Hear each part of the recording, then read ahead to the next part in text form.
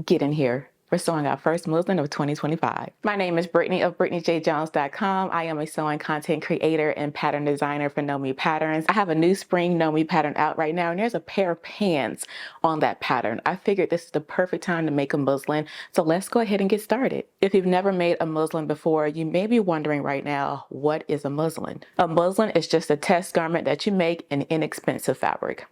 Some people may use muslin fabric to sew up their test garment. This right here is some muslin fabric that I have on hand. This is just a lightweight cotton fabric, and it is more inexpensive than the linen that I purchased to make the final pants out of.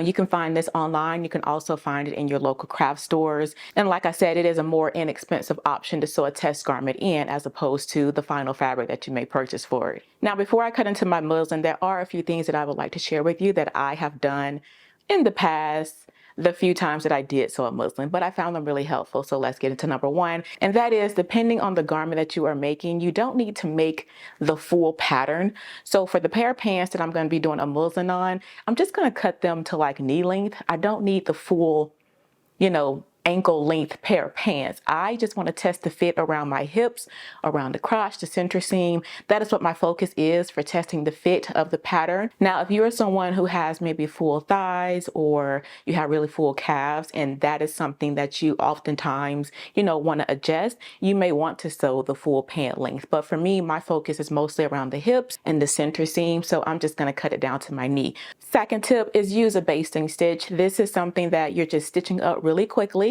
So you can use the longest length stitch on your sewing machine. Mine goes up to a 5.0. If you don't know how to lengthen out your stitch, definitely refer to your machine manual, but you're basically going to be using a basting temporary stitch. You don't need to use the default permanent 2.5 stitch length to sew up your muslin. We're just testing it, and we need to test quickly. The third thing that I do when sewing up a muslin is I use all of the spools of threads that are just like about to run out. I'm not going to use a fresh new spool of thread to sew up this muslin. I'm going to look for one that's on her last leg, okay, that I've used already, and it's only maybe a little bit left on the spool. This is the time to use up all of those like almost gone spools to sew up your muslin so you're not wasting your good thread on, again, sewing up a test garment. I just thought about something and I wanted to mention it. So again, muslin fabric is just a cotton fabric, but I will say when sewing up a muslin or a test garment, it would be great and almost ideal if you sewed it up in something that was similar to your final fabric. So this muslin fabric here, it works great for me to use to test out my pants because the final fabric is a linen. It's not the same, but it's of a similar weight. So I'll be able to see like what the fabric will look like, how it's going to move, and just kind of get like an idea of it. If I was making something like a dress out of a rayon or really just kind of flowy fabric, I probably wouldn't reach for this muslin. I would use this fabric right here as my muslin. It's really lightweight and drapey. This is a rayon. This is a fabric that we had at Melanated Fabrics, and these are just kind of two bolts that we had left over when we closed. So I just went ahead and brought them home. So I use these for muslins as well. So it's okay to have different options for your test fabric if you don't want to use muslin. Okay, now that we know what a muslin is, I gave you 3 tips on how I like to stitch them up the few times that I have. Now let's go ahead. I'm going to cut out my pattern, cut out my fabric. I'm going to show you everything, so don't even worry. Let's get started. Again, I'm going to be sewing up the pants here on my Know Me pattern me2110. On the back of the pattern, you'll see here that it has finished garment measurements. This is what the garment is going to measure when it is finished. So I'm going to come over here and I'm going to look for my hips. My current hip measurement is a 54. So that means I'm just going to go ahead and go up an inch. That way I have extra room and I can always take it in if I need to. But just to cut it out now, we can test it later. I'm going to go ahead and cut the size 28, and that will give me a 55-inch hip once the garment is finished.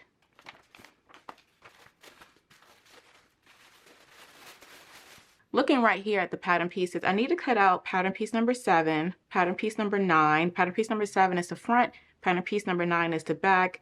I'm also going to cut out pattern piece number 8. This is the side, front, and the pocket. So I'm just going to cut 3 pattern pieces right now. Again, 7, 8, and 9. Okay, so this is pattern piece number 8 here, and to cut out my tissue paper, I have paper rotary cutters. So these are not what I use for fabric. This is what I use for paper. This one right here is for my fabric cutting. So this one has the sharp blade on it. Once this dulls, I kind of just put it in a little container, and then I swap the dull blade out and put it here just to cut out the paper. So I'm just going to cut all the way around the 28.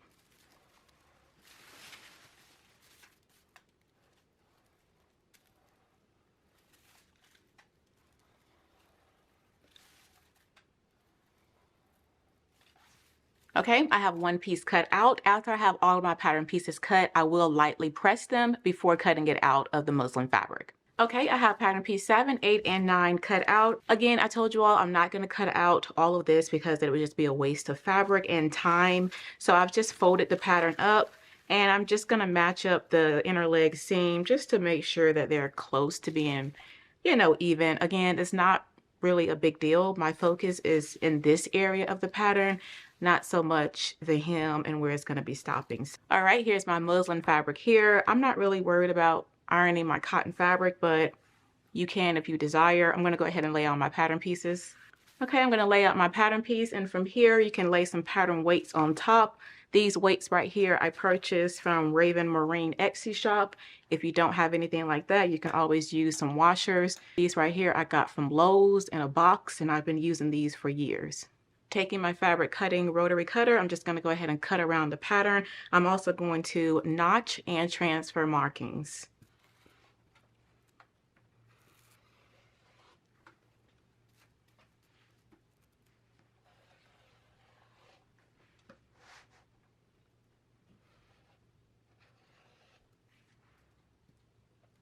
Okay, now that I have notched into my notches here, I have a pin. I'm going to place it right in this little circle for the 28W. I'm going to take my marking tool. I'm just going to place a circle on both sides. I'm going to push back the tissue paper, put a circle here as well. I'm going to continue that for all the other circles on the pattern.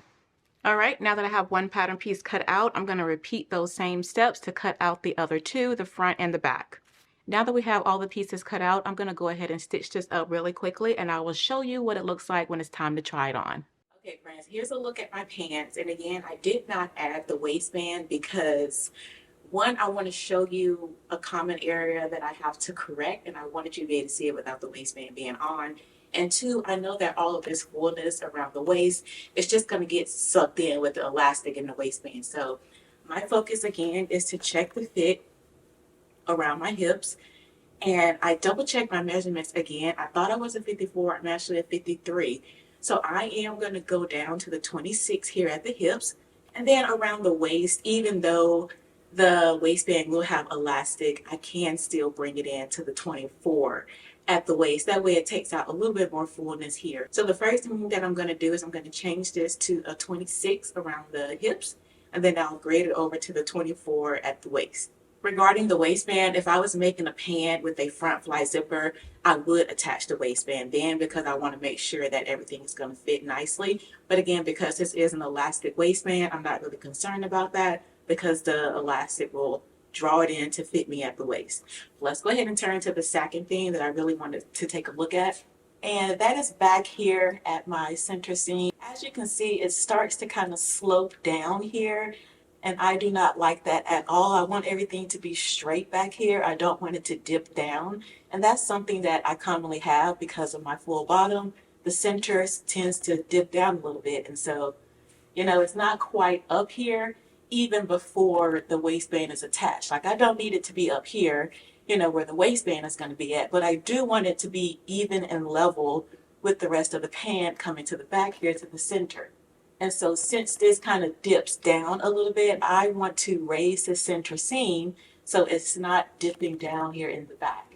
And so I already know I need to raise it up by an inch. I know that because I measure from center up here to where I like my pants to stop, and measurement is just off by 1 inch. So that's a tip that you can use. You can measure your crotch, the center seam of the back, measure from the center up here to where you want your pants to stop. If there's any difference, you can just increase that center seam to add in that extra length that you need.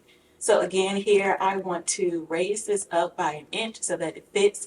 And then just for kicks and giggles, I'm going to actually kind of draw it on here so we can see it together.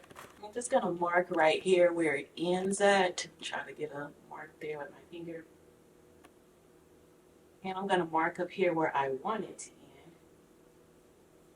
And you can kind of see the marking here of where it's stopping and where I want it to come up to.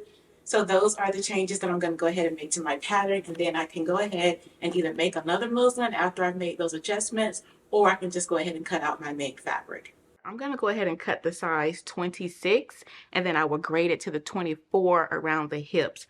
So right here around my hips, I want to make sure that I'm hitting the size 26. So I'm going to do the same thing to the front, the back, as well as the pocket, because we have some of the side front here. You want to make sure all the adjustments are made. Whatever you do on one pattern piece, make the same adjustments to the front and to the back.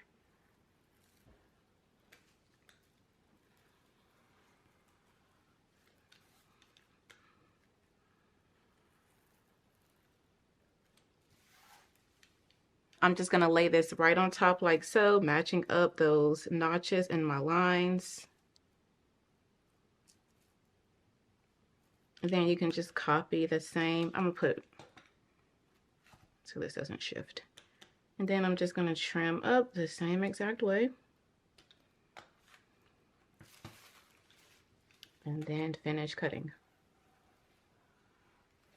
So this right here is the hip indicator. So right here is when I'll start merging over to the 26. I did it that way because it's just easier from what I've experienced to install a pocket like this when it's all the same size, as opposed to merging over at the pocket. It could kind of look a little weird.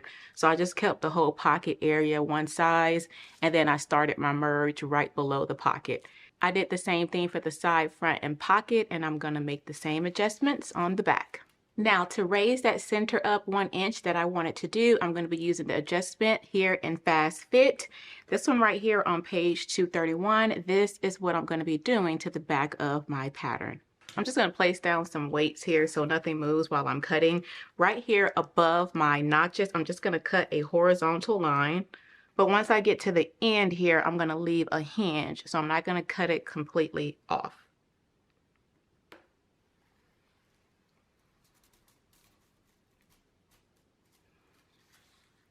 Okay, this is my little hinge here. And so I said I just wanted to raise this up by 1 inch. I can go ahead and cut this down.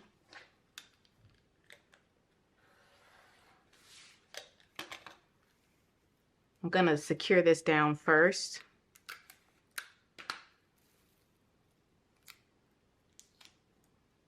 And now I can just measure an inch.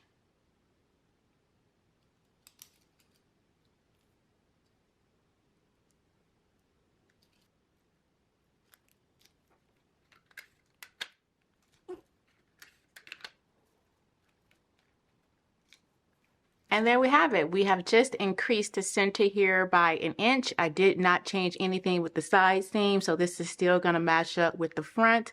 And again, I just raised up the center by 1 inch. Right here along the front, you may need to true this up so that it is not kind of bumpy and crooked there. You can just kind of just true up the edge.